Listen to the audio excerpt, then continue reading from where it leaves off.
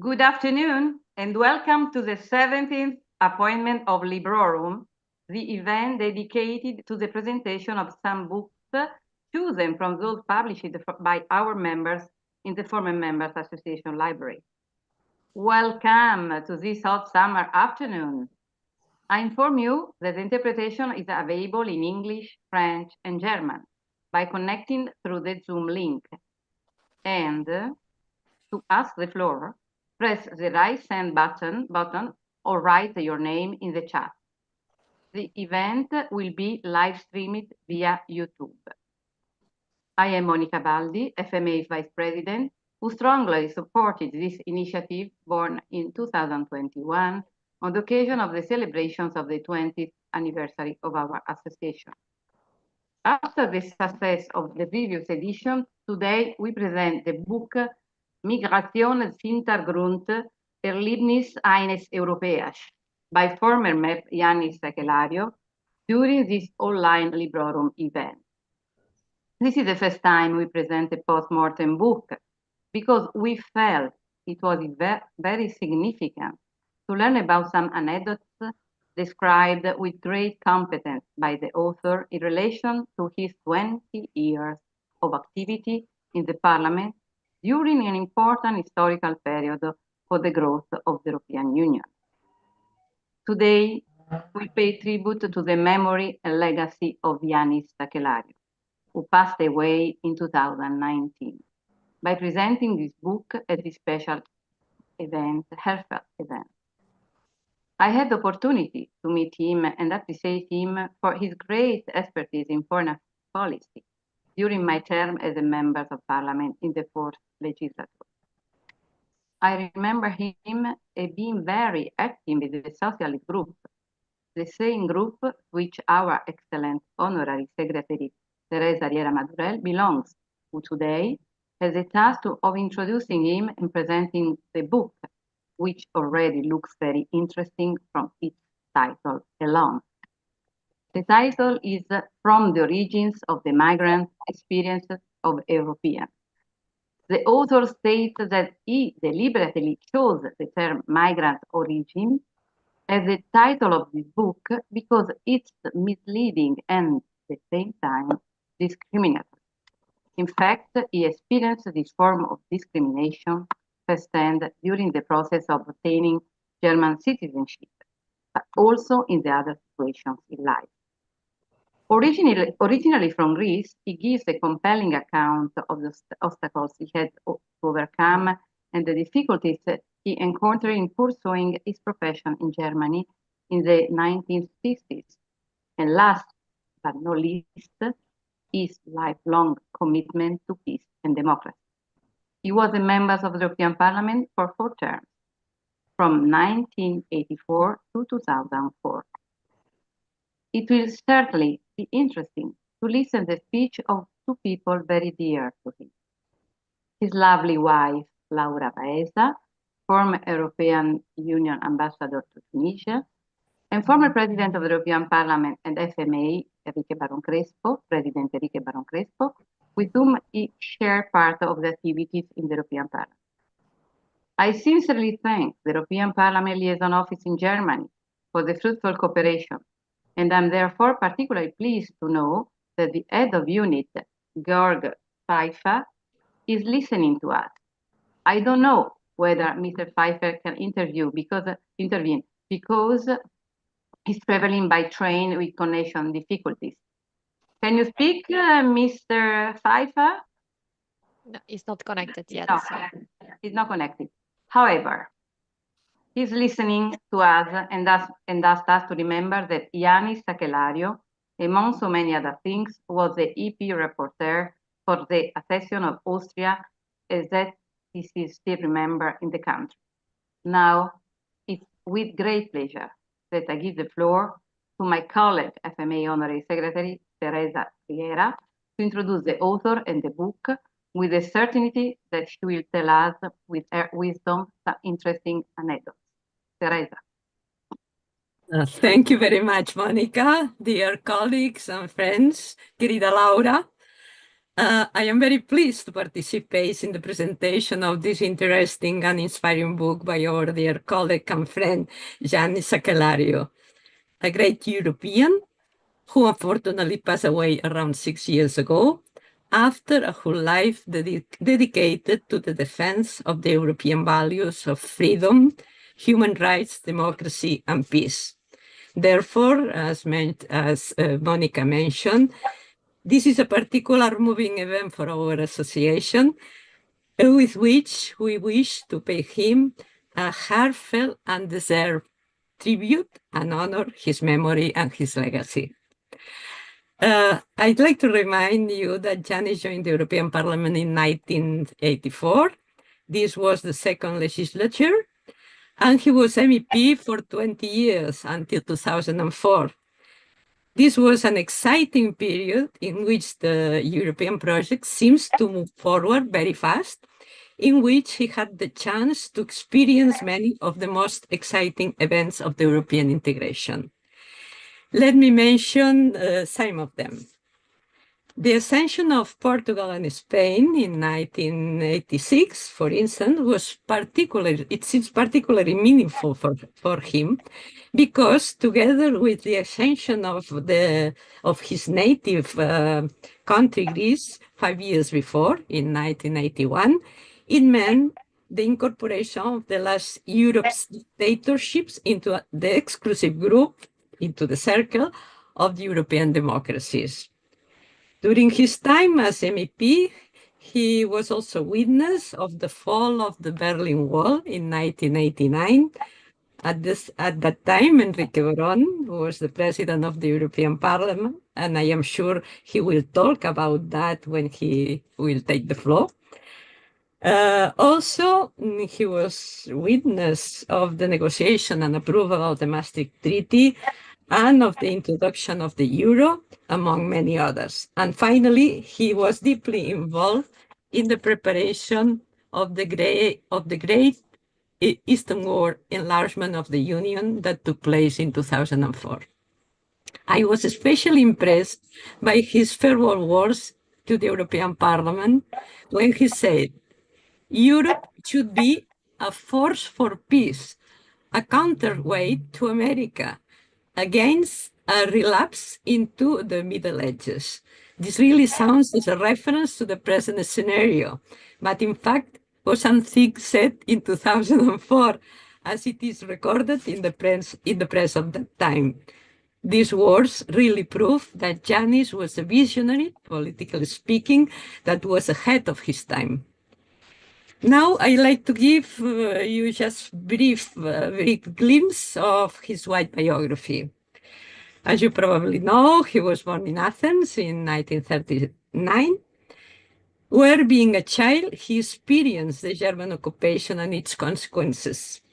After graduating the high school in Athens in 1957, he moved to Munich to study electrical engineering at the Technical University of Munich. In the book, he frankly recognizes that what he learned there didn't interest him so much, as it was not exactly what he had dreamed.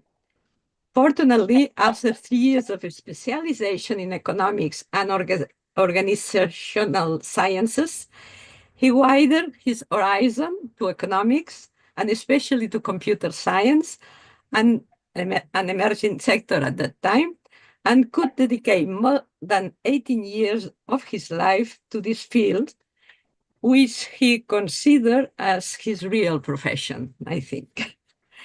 Then he worked in the industry, later for the Max Planck Society, and also served as academic director at the Bundeswehr University till 1984, when he was elected German SPD member of the European Parliament.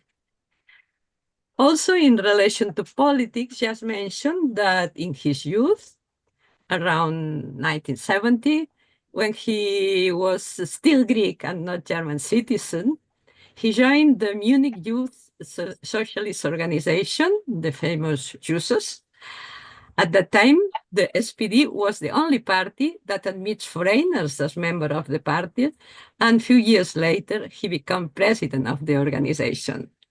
It is striking how his new political position, on one hand, makes him more popular and receive a considerable media coverage due mainly to his immigrant origin, and on the other, it causes him important work-related problems that even led him to work as taxi driver for a short time. Later, he was a member of the executive committee of the South Bavarian SPD and later member of the executive committee of the whole Bavarian SPD.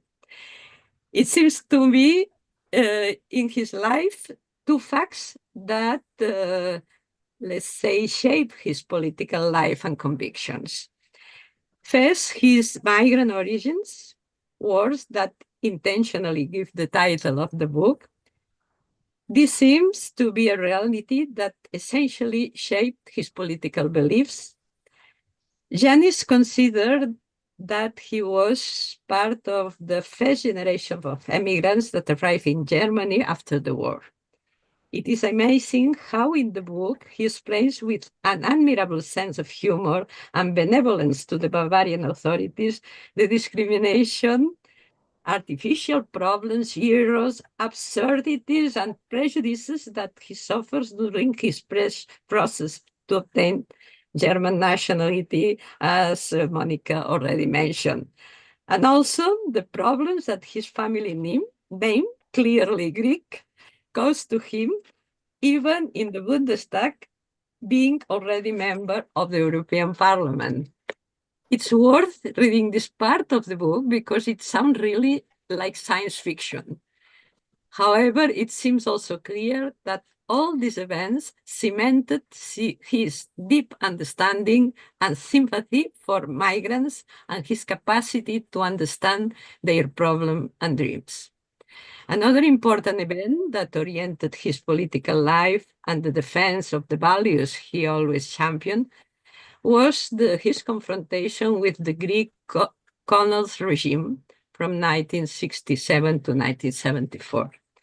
He clearly said in the book that the coup d'etat in Greece transformed him from an apolitical engineer into a committed opponent to the regime and later into a politician.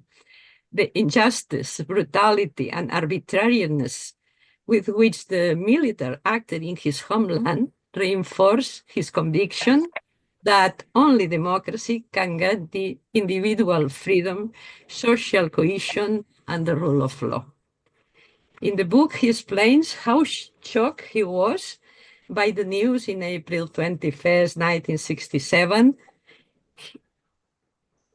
He explains also how he joined the independent Greek cities as an independent Greek citizen, the Pan-Hellenic Union to fight for the restoration of democracy in Greece, and also how, even though he has never had anything to do with politics till then, the Provisional Steering Committee appointed him Secretary General.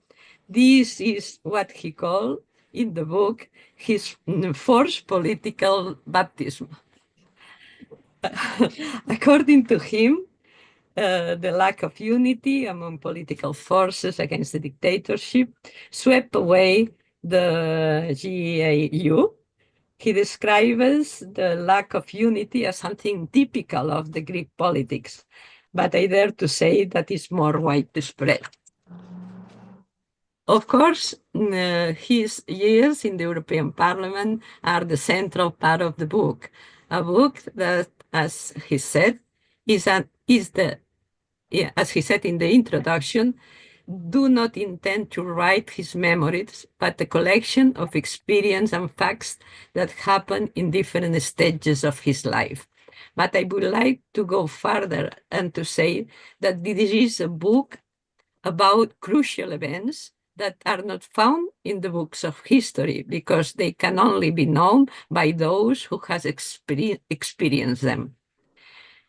Some of these events happened during his exhausting electoral campaigns.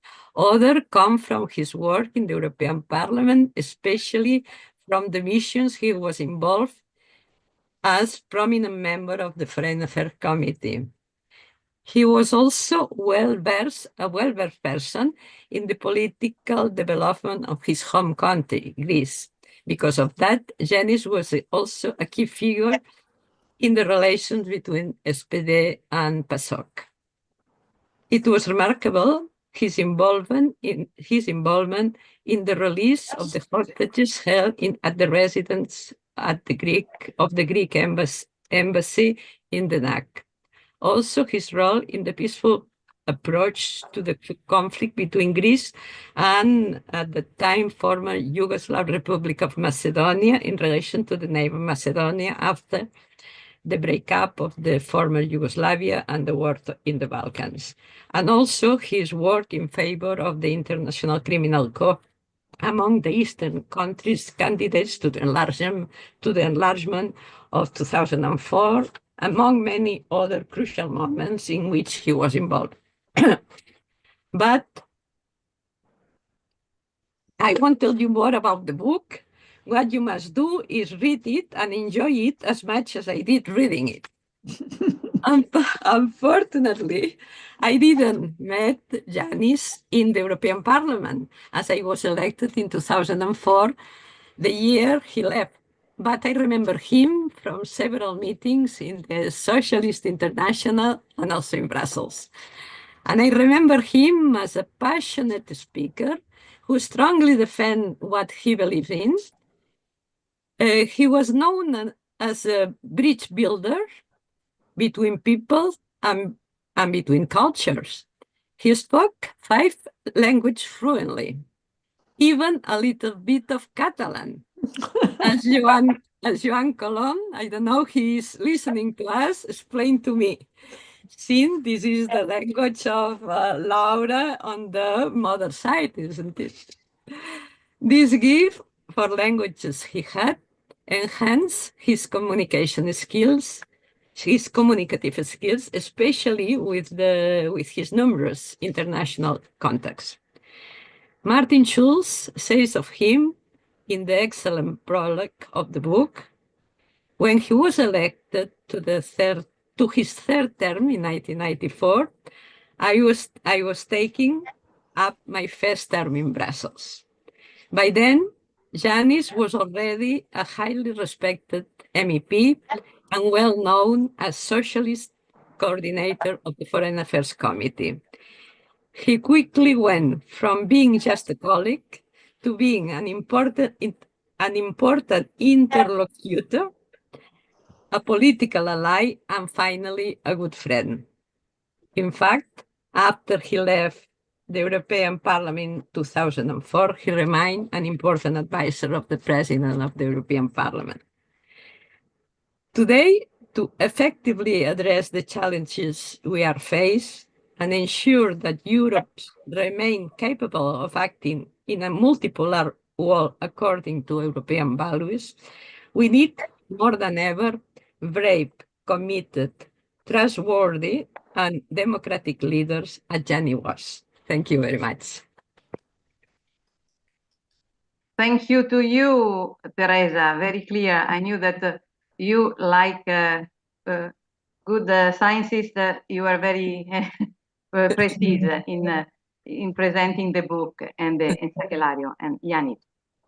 Now I'd like to introduce the next speaker, the former president of the European Parliament and FMA, Enrique Baron Crespo, that was president during the fall of the Berlin Wall, which marked the end of an era. President of the Socialist and Democrat in European Parliament, 1999-2004, at the same time as Jannis Sakellariou.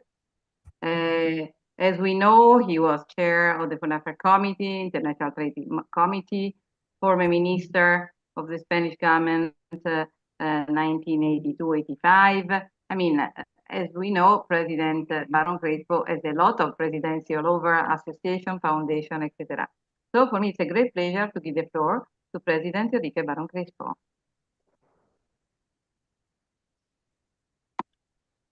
You are mute. You are mute. Enrique? Yes. You are mute. Can you... The microphone. Microfono, il microfono. Microfono. Microfono. Yes, eccolo. Microfono in italiano. Microfono is Perfetto. Greek too. Es greco, italiano Yeah. e español también. No, Perfetto. micrófono es... No, me permitiréis que hable en español porque es la lengua en la que yo hablaba a mi asistenta y luego embajadora de la comisión, Laura Baeza, y con Jannis también. Y con Jannis además me despedí en español.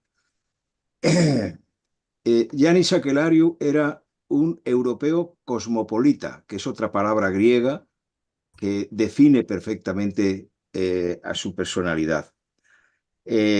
Fue un europeo cosmopolita en el sentido original griego de la palabra, como sus paisanos Homero, Pericles y Constantino Cavafis, que yo en mi presentación del libro retomé su verso sobre el viaje a Ítaca. Pide que el camino sea largo, lleno de aventuras y lleno de experiencias. Y esa fue la vida de Jannis Sakellariou. Griego de nacimiento, desposeído de su nacionalidad por la dictadura de los coroneles, alemán de opción con un matiz bávaro, ciudadano europeo, hispano de corazón con matiz catalán. Dio nombre incluso en Montblanc a la Torre del Grec. En esa bella Montblanc que vivió con... Excuse me, President, to interrupt, but they are saying to me there is no interpretation if you speak Spanish. But, Mónica, this is an official language of the European Parliament. Okay. I am speaking for people that 90% they understand Spanish without problem. Okay. And I think I have the right to pay homage to Jannis in this language. The second part is a question of organization. If you allow me, I'll go on. Sure, I allow you, but just to inform you that some of them, they don't understand you. That's it.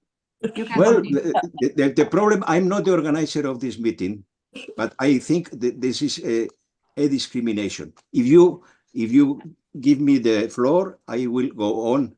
Otherwise, I Sure. will remain silent. Puede continuar, Presidente. Muy amable, muchas gracias.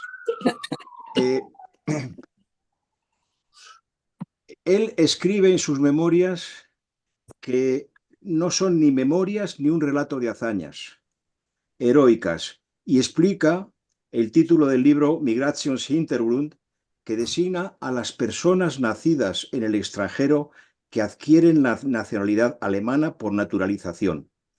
Con su franqueza habitual, califica el término de falaz y discriminatorio. Esto lo dijo Jannis, no es de mi cosecha. En la Alemania federal que conocí, también en la década de 1960, predominaba el ius sanguinis, el derecho de sangre, y el ius solis no existía, no era legal. Schroeder fue el que cambió eso, y uno de los que pudo beneficiarse como exiliado fue Jannis, que fue un europeo, griego de nacimiento y de alma, y alemán también, de una Alemania democrática que le dio la posibilidad de ser el primer parlamentario bávaro socialista elegido en Alemania, sobre todo en Baviera. En cuanto a las vivencias del europeo, yo creo que ya las ha explicado Mónica y Teresa. Bueno, yo viví la caída del muro con él, viví todo el trabajo que hicimos para superar la división del continente durante toda la década de los 90, porque se habla de la caída del muro, pero hicimos un trabajo extraordinario para que ese muro no existiera entre nosotros con los europeos del este. Y eso creo que también hay que ponerlo de relieve, porque Jannis fue una persona como coordinador socialista en la Comisión de Asuntos Exteriores que también presidí, hizo un grandísimo trabajo. Y siempre era una persona disponible, constructiva y además con un conocimiento. Él era un técnico, era ingeniero, bueno, con un conocimiento siempre de los dosieres muy profundo y muy serio. Y solamente no voy a contar pues todas las aventuras que vivimos en Europa, en América Latina, por la que sentía pasión, en África y en Asia. Bueno, era cosmopolita. Solamente añadir una cosa más, y es que fue un Erasmus activo uniendo su vida con Laura. Sí, sí.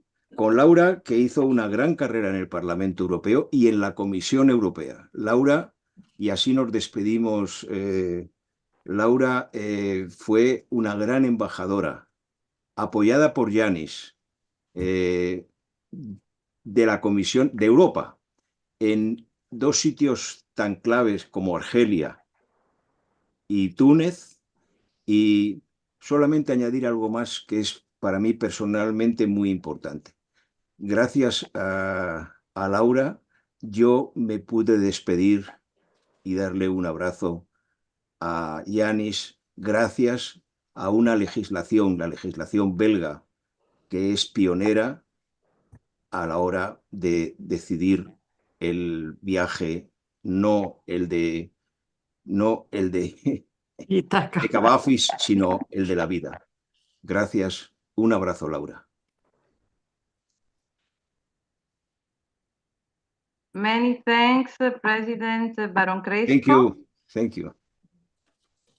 As you know, I think every participant understands what you said, so it's very important what you said. And finally, it's with great pleasure I want to introduce the last speaker, Laura Baeza, of Spanish origin, born in France. She trained in Brussels, a convinced European and great expert of the institution. She began her career in the European Parliament in 1986-1999, before moving to the office of the then Vice President of the European Commission, Manuel Marin. After 4 years at the head of the European Union delegation in Algeria, she took up the post of Ambassador of the European Union to Tunisia. So it's with great pleasure I give the floor to Laura Baeza. Merci beaucoup, Monica. Je vais parler en français, qui est une langue qui est traduisable par tes collègues. C'est vraiment avec une énorme émotion que je suis aujourd'hui devant vous pour présenter ce livre de feu Mon époux, intitulé D'origine migrante en français. Je remercie vraiment la Former Members Association du Parlement pour m'avoir offert cette opportunité, ainsi que à Teresa Riera, Enrique Barón, et surtout particulièrement toi, qui est la première qui m'a parlé de ce Librorum, de l'existence de ce Librorum que je ne connaissais pas. Mon mari, Jannis Sakellariou, a écrit ce livre durant la dernière année de sa vie. Il savait que le temps lui était compté et il l'a utilisé pour retranscrire ses histoires bien connues de ses amis qu'il avait maintes fois encouragé à le faire. Ces histoires sont devenues célèbres lors des dîners au restaurant La Trattoria à Strasbourg, quand Jannis et quelques collègues allemands, accompagnés de leurs assistants, se réunissaient à chaque séance plénière du Parlement européen pour partager les expériences du moment. Ils célébraient les succès, déploraient les échecs, toujours dans une ambiance empreinte de bonne humeur. Comme vous tous l'avez déjà dit, Monica, Teresa, Jannis a été un parlementaire d'un engagement exemplaire. Passionné par l'idéal européen, infatigable, profondément pacifiste et d'une honnêteté qui forçait le respect. Pendant 15 ans, il a été le porte-parole et coordinateur des socialistes à la Commission des Affaires étrangères et a contribué sans relâche à bâtir des positions communes qui devenaient séance après séance celles du Parlement tout entier. Ses qualités d'écoute et son empathie en ont fait un médiateur hors pair. Il savait trouver le compromis juste, faire avancer le dossier les plus complexes. On peut dire sans exagérer qu'aucune résolution du Parlement européen sur la politique étrangère n'a vu le jour sans porter d'une façon ou d'une autre la marque de Jannis tant qu'il a été coordinateur. Je voudrais aussi rappeler un épisode qui en dit long sur sa droiture. Peut-être vous l'avez déjà oublié, Enrique, et toi, tu l'as connu, cet épisode. En 2003, lors du vote sur l'adhésion de la Pologne, son groupe était favorable. Lui, il était opposé. Par cohérence, il a préféré démissionner de son poste de coordinateur pour ne pas défendre une position qu'il ne partageait pas. Il a voté contre. L'un des 7 seulement à le faire. Il y a eu 7 parlementaires qui ont voté contre l'adhésion de la Pologne. Et combien de ses collègues lui ont ensuite reconnu qu'il avait peut-être eu raison.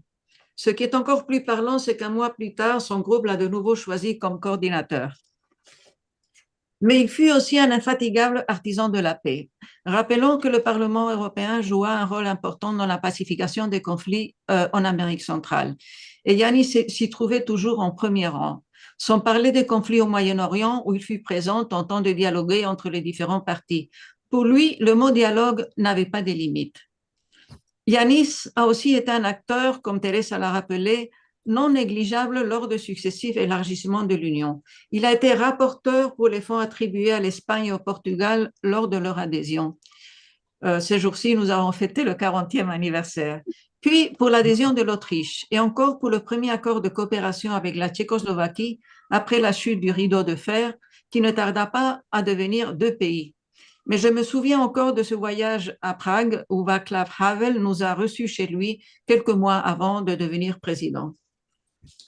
Une autre politique fortement marquée par sa contribution fut la politique euroméditerranéenne de l'Union européenne. Il la proposa en 1992 comme rapporteur du Parlement européen. Et quelques mois plus tard, la Commission présentait une initiative largement fondée sur son rapport qui a régi nos relations mutuelles jusqu'à des temps relativement récents. Rappelez-vous que cette résolution déjà demandait la création d'un Parlement euroméditerranéen qui existe toujours aujourd'hui. La réalité, c'est que ce furent des années dorées, ou au moins moi je m'en souviens comme des années dorées, vues rétrospectivement. Ce fut une génération de remarquables parlementaires qui crurent en l'idée européenne et la construisirent par leur travail inlassable. En repensant à cela, moi, je me demande ce qu'il aurait dit et fait, Jannis, face à la guerre en Ukraine, face à la massacre du peuple palestinien à laquelle nous assistons presque impassibles, face à la montée de l'extrême droite, une chose est sûre, il n'aurait pas resté indifférent. Pour conclure, je tiens à dire combien il aurait été heureux de voir son livre paraître d'abord en Allemagne, la langue de son pays d'adoption, dans laquelle il a écrit, puis en espagnol, l'Espagne étant pour lui sa 3e partie avec le soutien du mouvement européen et de la fondation Friedrich Ebert, et avec laquelle il collabora à de nombreuses reprises, surtout dans les années difficiles des conflits en Amérique centrale. Et en cet automne, finalement, il sera publié en grec, sa langue maternelle, à Athènes, sa ville natale. Je vous invite déjà à la présentation du livre à Athènes. Une petite chose, la photo qui figure dans la première page de son livre, qui est une photo où on le voit parler en séance plénière avec un gros panneau qui dit « Non à la guerre », c'était une photo qui a été prise lors du débat sur la guerre en Irak. Donc, et c'est lui qui a choisi cette photo. Il a dit « Je veux cette photo comme couverture de mon livre ». Et bon, on a pu faire ces désirs réalité. Et je suis vraiment très contente de pouvoir encore parler de Jannis dans ce forum et partager vos souvenirs qui me touchent vraiment beaucoup. Merci beaucoup. Merci beaucoup à toi, Laura. Ça a été super parce qu'on ne savait pas qu'il y avait la traduction en grec aussi. Alors, ça veut dire qu'en latin, on ne parle pas grec, mais en tout cas, c'est bien que nous serons tous. C'est en langue de l'Union européenne. On fait la symphonie et l'harmonie, non? D'accord? C'est ça, c'est ça. Mais je me rappelle que Jannis, il parlait aussi en italien. Il parlait en italien avec moi. Comme ça, oui, il parlait italien. Bien. Oui. Il parlait italien, il comprenait très bien le portugais. Et ces dernières années, il a consacré pas mal de temps à essayer d'apprendre l'arabe. Donc, oui, bon. non, il a Vous avez de la réussi à chance. le lire. Il a réussi à le lire. Une autre chose, c'était le parler. Bon, merci beaucoup, merci à tous. Et maintenant,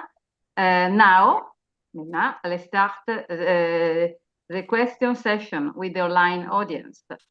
I kindly ask you to press the raise right hand button or write your name in the chat to ask for the floor. I see a lot of friends online. Maybe, here we have somebody asking the floor. One moment, because I'm trying to open. I have a problem with my button. Sorry.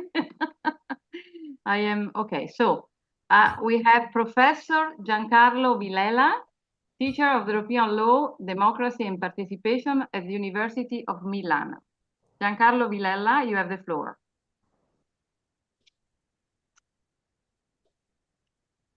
Micro. Microphone, Merci beaucoup. Ça va? Vous m'entendez? Ah oui, c'est parfait. C'est parfait, parfait. Ok, alors seulement pour dire des mots, mais je tenais beaucoup à intervenir dans cette présentation.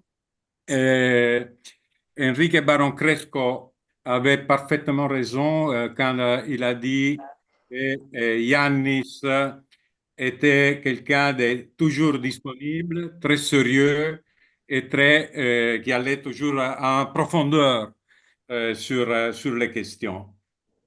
Et Enrique avait raison aussi quand il a dit qu'il a donné un appui total à l'expérience d'ambassadrice de Laura. Mais je vais ajouter quelque chose. N'était pas seulement un appui à ce que Laura faisait dans son rôle très important, mais Yannis s'est basé sur cette expérience de Laura pour avoir des considérations qui allaient plus loin. C'est-à-dire, c'est vrai, appuyer l'expérience, le travail de Laura, mais chaque fois, il revenait avec des considérations à lui, des réflexions à lui sur la base de ce qui était en train de se passer. Et la chose plus importante que je voulais dire dans cette brève intervention est la suivante. Comment Yannis voyait les choses, voyait le monde. Et les livres, on discute, les montrent très clairement. Quels étaient les piliers de son approche au monde? D'après ce que je connais, Yannis, les piliers étaient toujours la recherche de la rencontre avec les autres, avec l'autre, la recherche des connaissances de l'autre quand il allait discuter et chercher de résoudre les problèmes, toujours la recherche du dialogue. C'est-à-dire, ce que je vais souligner est le suivant, n'était pas le contraire, n'était pas pour Yannis commencer avec les conflits pour après essayer de trouver le dialogue. Non, c'était le point de départ, la recherche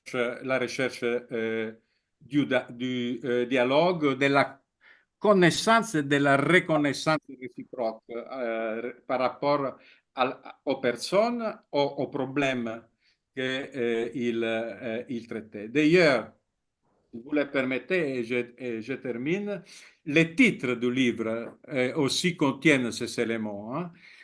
Dans les titres Intergrund, c'est la profondeur qu'il cherchait toujours dans l'analyse qu'il faisait, et Erlebnisse, l'expérience. L'expérience, c'était vraiment un élément fondamental de l'action et de la façon de voir le monde de Yannis. Merci pour l'invitation et félicitations pour cette initiative. Merci à vous, Professor Villela.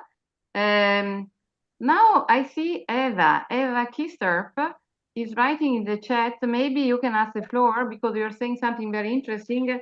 You said thanks, and then you were with Yannis and Imbeni together. So maybe you have something to say. Eva, can you hear me? because you are thanking us. I see in the chat, maybe I can read something you said, that you said you spent some time with Imbeni, Spain, and very important. Can you hear me now? Huh? Eva, yes, try, speak. Eva?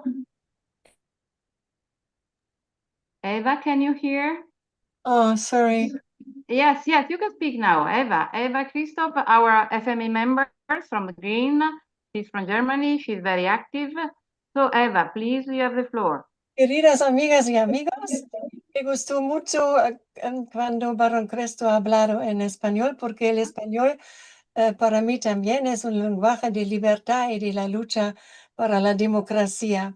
I think only now I realize, with your speeches and your presence and the book, which is probably very good, that we partly are a common generation of those in Europe which have the political background of 1968 student movements and anti-colonial movements and love for Latin America. And I was in a group against fascism in Spain and Portugal. Maybe therefore we have many links, but during our time in the European Parliament, we never had time enough to know about our personal stories and backgrounds. And I was in the Green group, and I could not share the meals in the nice socialist and social democratic group. But I think we have a common history that we try to build a democratic and social Europe since 1989 in these heroic times, and that we all have the burden now and the problems, how we can deal with the inner splits of Europe, with the rollbacks coming from Trump and Putin and from inside Europe. So I think this book and our memory today, I hope, gives us power again to stay together and to go on to defend democracy. And Sakellariou is in my heart. Thank you so much, Eva. You said something very touching, and really we share what you're saying. I think maybe Francis Jacobs want to say something, because I know, no, nothing to say, no, sorry. Nobody, somebody want the floor? Jean-Pierre Rodi?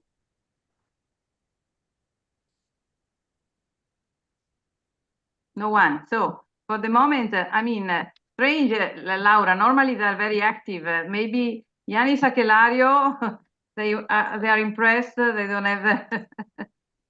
So please, maybe Joan Colom, he knew it. Jean-Pierre Rodi. You raise your hand like that, sorry. Jean-Pierre Rodi, vous avez la parole.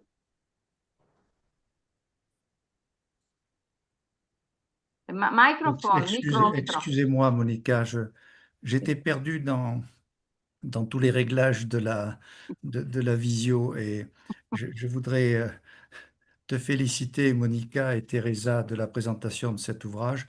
Et, hélas, je ne l'ai pas lu. Je me suis interrogé s'il était édité en français, mais je n'ai pas pu le lire. Et je voudrais vous dire, Madame, qui vous êtes exprimée sur votre mari, combien votre témoignage a été touchant. Et, et j'étais heureux de retrouver mon ami Enrique, dont j'ai été l'un des membres lorsqu'il présidait, après le Parlement, il a présidé la Commission du commerce international. Il présidait d'ailleurs l'institution ou l'instance parlementaire mondiale à Genève, et j'avais beaucoup apprécié toutes ces interventions. Madame, je voudrais vous demander, d'abord, merci pour votre français parfait, c'était très agréable. Je voudrais vous demander, dans les réflexions de votre mari, quelle appréciation avait-il par rapport au rôle dans l'ensemble de la construction occidentale, qui est quand même où il y a beaucoup de mouvements migratoires, qu'il s'agisse des Espagnols, des Portugais, les Français, les Anglais, il y a tout le temps eu des mouvements migratoires. Quelle était son appréciation par rapport au rôle des trois religions révélées? C'est-à-dire, dans l'ordre de révélation,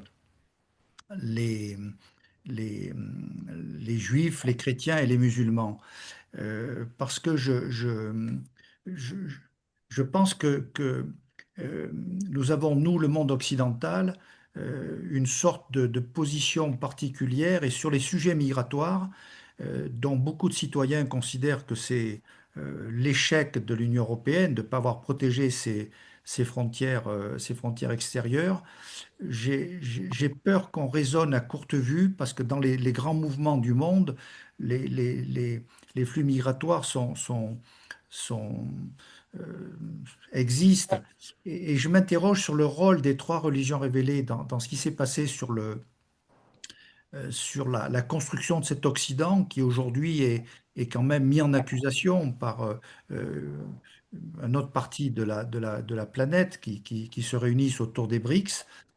Euh, Est-ce qu'il pensait qu'elles avaient un rôle positif?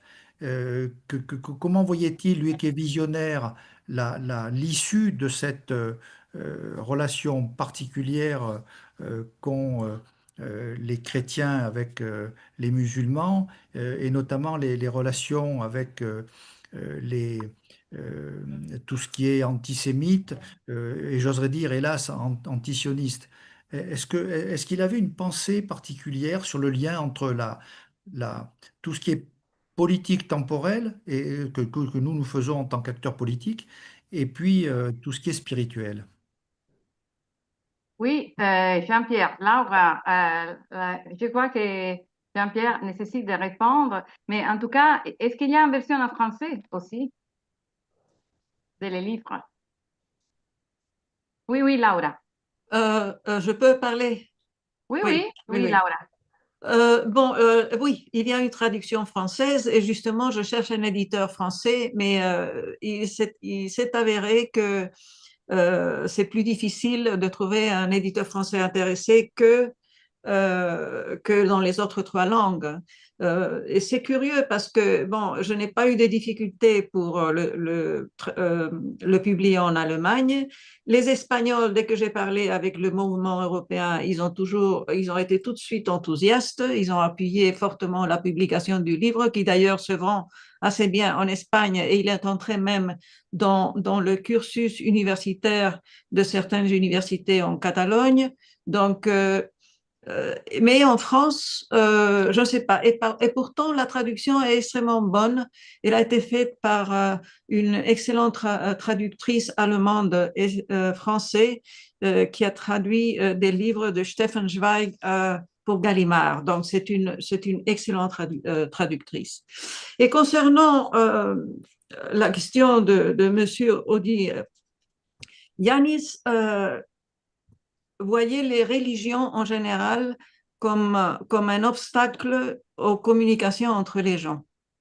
Parce que lui, il allait directement au cœur des gens. Et les religions, il les trouvait un facteur de séparation entre les humains. Parce que il trouvait que quand on se définissait comme musulman, comme chrétien ou comme juif, on était en train de poser une barrière tout de suite. Donc, il essayait d'aller au-delà. Il était très pragmatique. Il essayait d'aller au-delà de ces différences. La réalité, c'est que je ne peux pas répondre sur le fond de votre question, Monsieur Audi, parce que je ne connais pas la pensée concrètement de Yanis sur ça. Mais je sais qu'il était très peu axé sur les religions. Il les prenait en compte parce que c'était un facteur sociologique et anthropologique de ses interlocuteurs. À l'heure de faire de la médiation, il fallait toujours tenir en compte la base culturelle des gens avec lesquels il parlait. Mais lui-même étant peu religieux, il essayait de surmonter cette barrière pour aller directement au cœur de son interlocuteur. Merci beaucoup.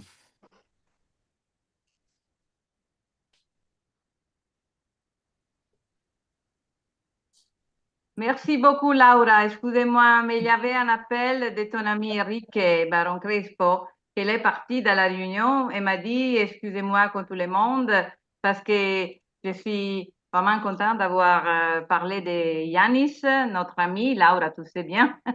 Et en tout cas, il a dit excusez-moi, dommage, excusez-moi contre tout le monde, etc. So, ça, je suis seulement un porte-parole. Et il y a aussi le professeur Giampaolo D'Andrea, il est un ami, un grand membre de l'association, très actif. Il a été aussi dans le ministère de la Culture italienne, connaît bien toutes les choses. Professore D'Andrea, la parola. Giampaolo, microfono. Microfono. Eccolo qui. Buonasera, grazie. Ho ascoltato con molto interesse tutta la conversazione di questa sera, che mi aveva attratto subito per il tema, per cui avevo deciso di seguirla. E partirò proprio da questo. Quanto, secondo voi, una vicenda come quella che è stata ricostruita e raccontata, sia pure maturata nel corso di decenni passati, può influire oggi sulle posizioni che a livello europeo si assumono nei confronti degli immigrati. Io vi devo dire che quando ero membro della Giampaolo, devo tradurre, se no non sanno. Brava, sì. Prova a tradurre, non lo so se sono Sì, brava, se sì, no qualcun vabbè, altro. capirò. Si prova. No, he's asking Giampaolo, I mean, what's happened in the past? How is possible to influence the course of history now, also especially in front of immigration? Because as we said, the title of the book is very strong, you know? So, Giampaolo, go ahead. Vai avanti, Giampaolo, scusa. Quando io, nel periodo in cui io sono stato membro del Parlamento europeo, mi sono occupato prevalentemente, almeno per metà legislatura, di cosiddette libertà pubbliche. Approvammo in quel periodo lo storico rapporto Wibbenga sulla cittadinanza da riconoscere ai cittadini che provenivano dall'interno dell'Europa automaticamente, e le modalità da adoperare per quelli che provenivano dall'esterno dei confini dell'Europa politica di allora. Fu una discussione molto importante. One moment. He was in charge of Wibbenga report when he was inside the European Parliament, in the German Parliament. And so inside the Wibbenga report, it was written about the form of immigration and what is the formality to become citizen. So now, vai avanti Giampaolo, scusami, ma mi sono Ecco, io l'impressione che ho avuto negli anni poi è che in realtà non si sia sviluppato, come nelle premesse, un atteggiamento di apertura nei confronti di coloro che provenivano da aree esterne all'Europa, e che in Europa però si trasferivano per ragioni di lavoro, di istruzione, e che hanno concorso sicuramente alla crescita dei paesi europei in tutti questi anni. It's like, I mean, it looks like that what is written at the beginning of the report, for the respect of migrants, etc., it looks like that now nobody take care about that. So what does it mean? It's all changed because some years ago we decided to take care in some way of the citizenship, but in this moment it's all changed. Why? What's happened? Do you think maybe what it was the changing? Why that's happened? Laura, you have the floor. Oh mon Dieu, oh mon Dieu, mon Dieu. Enrique, o Teresa, I don't know. Oh, mon Dieu, il est parti. Enfin, je suis certaine que Teresa aura... Teresa, Enrique. Mais ce que je peux dire déjà, c'est que la migration, qui est aujourd'hui un problème, à mon avis, très surdimensionné, par rapport à la réalité. Et chaque État membre a des avis différents. Et il y a des mouvements, surtout d'extrême droite, qui prennent cette migration comme une excuse pour répandre la peur dans le cœur des Européens et essayer de la repousser. Enfin, avec leur discours, au moins, ils repoussent cette migration. Mais la réalité, c'est que l'Europe, c'est une région qui a de moins en moins d'enfants. Donc, quelqu'un doit payer les pensions de nous tous. Et en Espagne, on a maintenant une expérience très positive parce qu'on a 1 million de Latino-Américains et c'est grâce à eux que l'économie fonctionne. Donc, sans eux, on ne pourrait pas avoir l'essor économique que nous avons aujourd'hui au top de la croissance européenne. Donc, ils sont à la source de notre succès économique. Donc, faire de ce secteur un drapeau pour faire de la politique politicienne en provoquant la peur des gens, à mon avis, c'est une erreur énorme et on va le payer. On va sûrement le payer. Maintenant, je laisse la parole à Teresa Riera qui a sûrement un avis plus politique que moi. I absolutely agree with what you say. We have to, Europe has the chance to have people from many other countries and we need them. So it's very important at the moment that our population is decreasing and for many other reasons.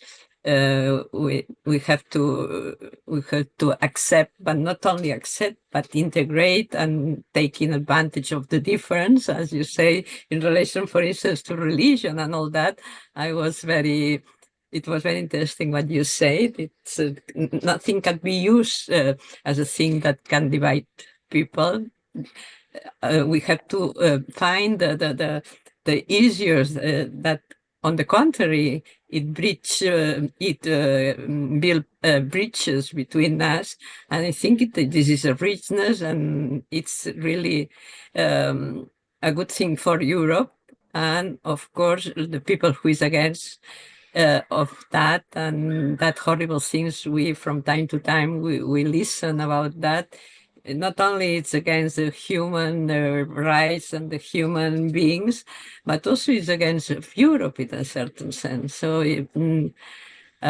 it's really very interesting when we can know lives like Jannis, no, that really experience that and that can give us the testimony of their life. So that's very, very interesting. Thank you, Teresa. You know, Gianpaolo, I remember Jannis, that he was a person that I remember him for the respect. So the respect of the people, of the rights, of the democracy, the peace. That I remember of him. So we can say that Jannis, if he could be still alive, maybe in this case, it could be very strong to say, first of all, we have to respect the human rights and the people. But from here to continue and to see how to evolve in this situation. You know what's happened, Gianpaolo? I remember I went all over and I was very impressed when I went to Costa Rica and I saw a project for migrants where the government helped migrants through how many, 6 months or 1 year of training. They come inside the country after this training, so they know the language, they know the work, they know how to do, etc. So it's something very, we have to think about. So maybe, as you said, Gianpaolo, we need to do a lot in this field. But I remember Jannis, because Jannis was very, very respectable, how you say, il respectait toutes les choses et tous les mots. I see the Professor Villela is asking for the floor. So, Professor Villela, you have the floor. Villela, Giancarlo Villela. Perdono, perdón. Microfono. Microphone. Ora va bene? Sì. Volevo reagire alle due domande fatte da Giampaolo D'Andrea en français comme ça. Oui, oui, ça va, ça va. Ne doit pas traduire. Merci. Deux questions absolument fondamentales par rapport au livre que nous sommes en train de discuter. La première est combien cela peut influer sur les décisions d'aujourd'hui.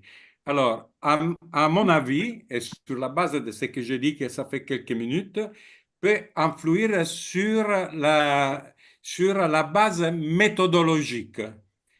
C'est-à-dire, la lecture du livre de Jannis est aujourd'hui fondamentale pour adopter une correcte méthodologie pour faire face aux problèmes il faut résoudre. Et quelle est cette méthodologie? Justement, c'est vraiment l'approche de Sakellariou qui était d'abord connaître l'autre. C'est la deuxième question di Giampaolo D'Andrea qui disait il y a eu une attitude différente par rapport à ce qui venait de l'extérieur et à ce qui venait de l'intérieur. Correct? C'est justement ce que Jannis nous dit. Attention, il ne faut pas répondre sur base idéologique. Il ne faut pas répondre aux questions sur base idéologique. Erlebnisse, l'expérience d'abord, et concrètement ce qui est en train de se passer.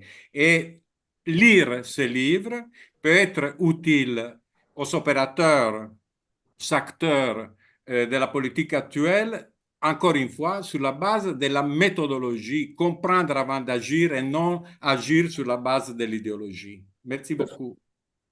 Ok.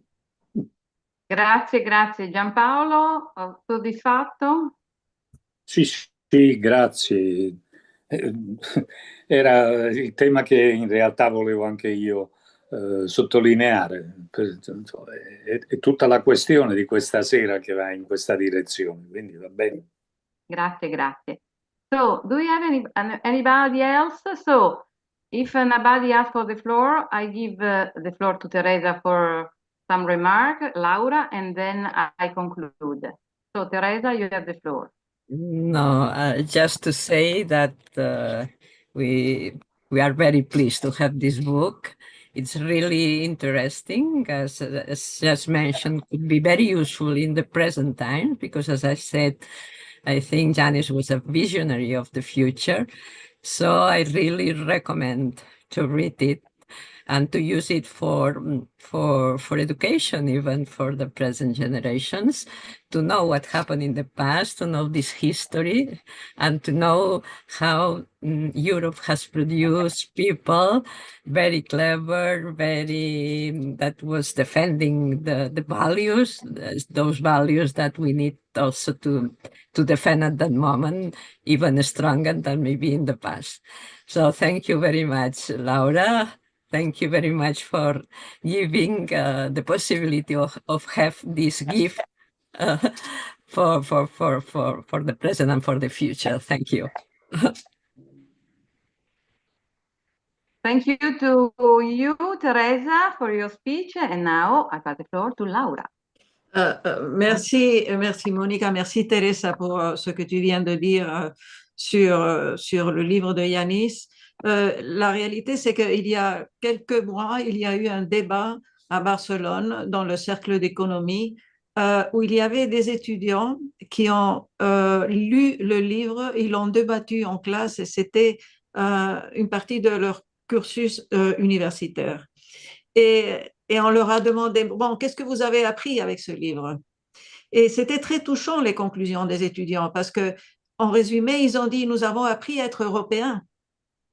Et ça, c'est ce qu'il faut, c'est insuffler dans la jeunesse, c'est les valeurs que nous avons construites au cours des années et qui on risque de perdre maintenant.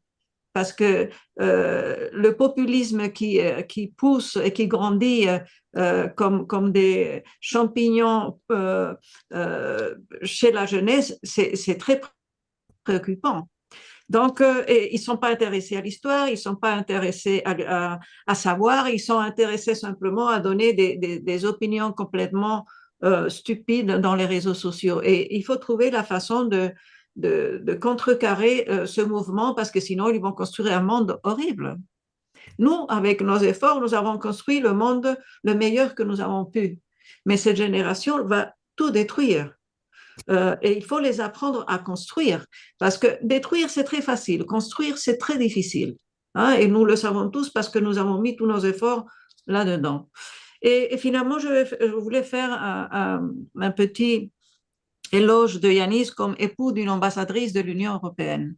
Parce que j'ai eu deux postes d'ambassadrice, j'avais d'autres collègues suédoises, polonaises, d'autres nationalités qui étaient aussi les ambassadeurs de leur pays et qui me demandaient, est-ce que ton époux ne te gêne pas? Parce que les hommes sont très jaloux. Est-ce qu'il ne t'entrave pas ton action comme ambassadeur? Est-ce qu'il ne te donne pas des conseils tout le temps et il essaye de faire l'ambassadeur à ta place? Et alors, ils ne croyaient pas leurs oreilles quand je leur disais non. Il ne fait rien de ça. Il simplement m'aide comme ils aident les femmes à leur époux ambassadeur. Il organise toute la vie sociale. Il choisit les vins, les menus.